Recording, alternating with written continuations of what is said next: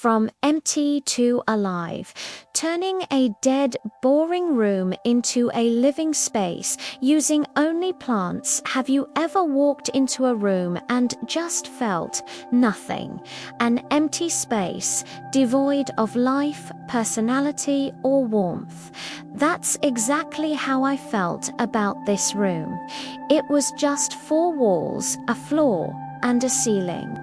It was clean, sure, but it was also sterile, boring, and honestly, a little depressing. I knew I had to do something, but I wanted a challenge. Could I transform this dead space into a vibrant, living oasis using only one thing? Plants. No new furniture, no paint, just the power of nature. And today, I'm taking you on that journey with me. Let's start with the basics. The room is a blank canvas. The first step is to assess the light. This is the most crucial part of designing with plants. You can't just put any plant anywhere. I noticed this corner gets bright, indirect light for most of the day, perfect for something that needs it, but can't handle direct sun. Over here, by the window, the sun is much more intense, and in that far corner, it's pretty shady. Mapping out your light is like creating a blueprint for your future indoor jungle. With our light map ready, it's time for the fun part. Choosing our green friends. I went to my favorite local nursery, not just with a shopping list, but with a vision. For that bright, indirect light spot, I'm thinking a fiddle leaf fig. They're dramatic.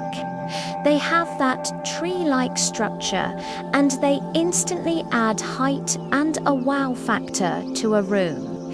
It's like adding a piece of living sculpture.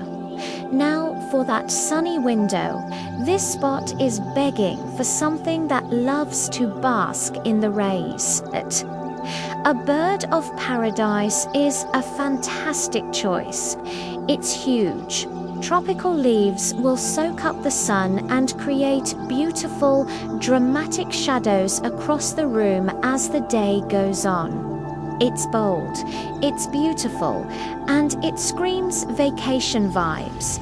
And for a little companion, a string of pearls to hang in the window, its little beads catching the light. Let's not forget our low light corner. This is where many people get discouraged, but there are so many plants that thrive in the shade. The snake plant is a classic for a reason. It's virtually indestructible, and its tall architectural leaves add a modern, clean line to the space.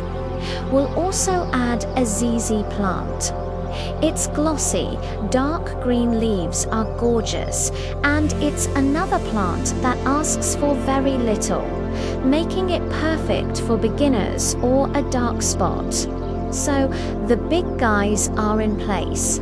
The fiddle leaf fig is our anchor, the bird of paradise is our summit, and the snake plant and ZZ are holding down the fort in the shade. But a room isn't just about the big statements.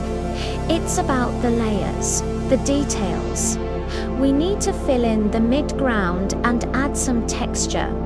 This is where plants like monsteras and philodendrons come in. A monstera deliciosa, with its iconic split leaves, adds an instant jungle feel. I'm placing it here where it can get some decent medium light and has room to spread its wings. And a heartleaf philodendron with its vining tendrils is perfect for softening edges. We can let it trail down from a shelf or the side of a console table. It's amazing how a simple trailing plant can connect different elements in the room. Now, let's talk about variety. It's not just about green. We can introduce color and pattern with our plant choices. Look at this calathea. The patterns on its leaves are like a painting, and the undersides are a stunning deep purple. It brings a touch of artistry and sophistication, and for a pop of color, a prayer plant. Its leaves fold up at night like hands in prayer, and the red veins are just incredible. These plants add that next level of visual interest that makes a space feel curated and special. But we're not just placing plants on the floor. To create a truly immersive three-dimensional jungle, we need to think vertically. Hanging planters are your best friend. I'm using a simple macrame hanger for a pothos, another super easy, fast-growing vine. Hanging it from the ceiling draws the eye upward, making the room feel taller and more expansive. We can also use wall-mounted shelves to create little plant vignettes, grouping smaller specimens like succulents or a baby rubber plant together. Let's create one of those vignettes right now. I have this small floating shelf. I'll start with a small succulent for its interesting shape. Next to it, a little peperomia for its textured leaves. And to finish, a tiny air plant resting on a piece of driftwood. See, it's like a tiny self-contained garden on your wall. It tells a little story and adds so much personality. Let's take a step back and look at what we've done. The room is no longer an empty box. The tall plants have defined the space, creating zones and focal points. The mid-sized plants have added lushness and texture, filling in the gaps, and the trailing and hanging plants have added vertical interest and a sense of movement.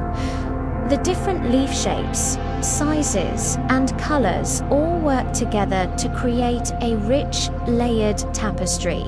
But the transformation isn't just visual. Can you feel it? The air in here feels fresher. There's a sense of life, of energy that was completely absent before. Plants are natural air purifiers, and just being around them has been shown to reduce stress and boost your mood. This room is now a sanctuary, a place you want to spend time in, to relax, to breathe. The final touch is about care and presentation. I'm using a variety of pots, some simple terracotta, some ceramic with a nice glaze, a woven basket for the fiddle leaf fig. The pots are like the frame for the artwork. They should complement the plant and the overall aesthetic of the room. And of course, making sure each plant is happy.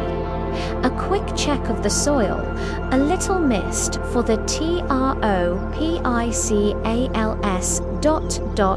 Caring for your plants becomes a mindful, rewarding ritual. It connects you to the space and to the natural world. Let's do a final walkthrough. Remember where we started, a sterile, lifeless box. And now, look at this. Sunlight filtering through the leaves of the bird of paradise, casting dancing shadows. The deep, rich greens of the monstera and philodendron. The subtle patterns of the calathea. The way the pothos trails down from the ceiling, connecting the sky to the earth. It's a living, breathing ecosystem. We didn't move a single piece of furniture.